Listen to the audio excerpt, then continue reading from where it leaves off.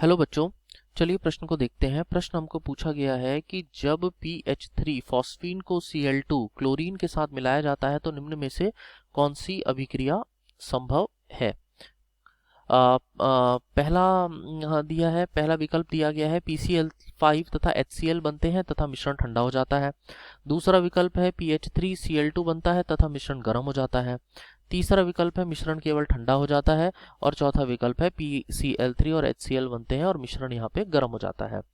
तो देखिए बच्चों, इस प्रश्न की जो मुख्य अवधारणा है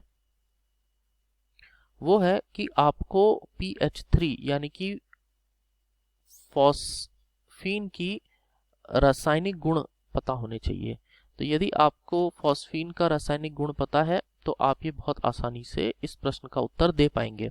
तो देखिए, फॉस्फीन का रासायनिक गुण ये होता है कि जब फॉस्फीन की अभिक्रिया किसी ऑक्सीकारक पदार्थ के साथ की जाती है, जैसे ऑक्सीकारक पदार्थ में Cl2 एक ऑक्सीकारक पदार्थ है, तो यहाँ पर जो एक ये अभिक्रिया बहुत ही तीव्र होती है, वायलेंटली होती है, तीव्र अभिक्रिया होती है।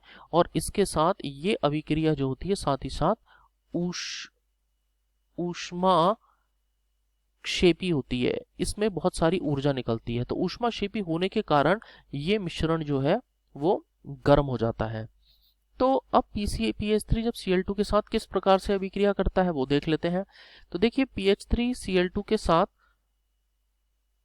अभिक्रिया करता है दो प्रकार से। इसमें Cl2 के मोल पर निर्भर होती है ये अभिक्रिया।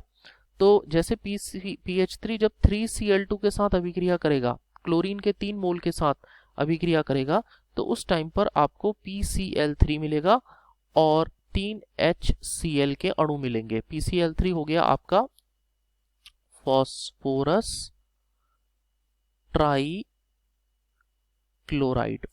ट्राइक्लोराइड मिलेगा और 3 HCl के अणु मिलेंगे।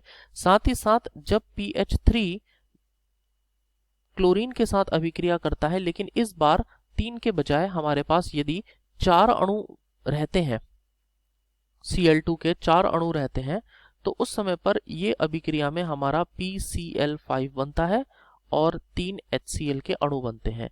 PCl5 हो गया फॉस्फोरस पेंटाक्लोराइड।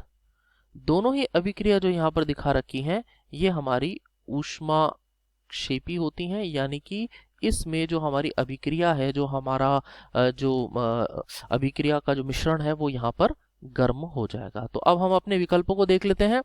पहला विकल्प कह रहा है कि PCl5 जो है और HCl बनते हैं तथा मिश्रण ठंडा हो जाता है। जी नहीं, ये गलत है। PCl5 और HCl बन तो रहे हैं लेकिन मिश्रण ठंडा होने के बजाय गर्म हो जाता है।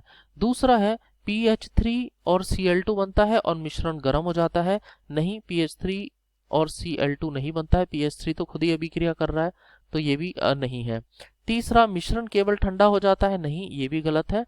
और चौथा कि PCl3 और HCl बनते हैं तथा मिश्रण गर्म हो जाता है। जी हाँ, PCl3 और HCl बन रहे हैं और मिश्रण गर्म हो जाता है। तो इसका मतलब हमारा जो इस विकल्प का, जो इस प्रश्न का जो हमारा सही उत्तर है वो है विकल्प नंबर डी कि PCl3 और HCl बन रहे हैं और मिश्रण हमारा गर्म हो जाता है। तो आशा करते हैं आपको इस प्रश्न का उत्तर समझ में आ गया होगा। धन्यवाद।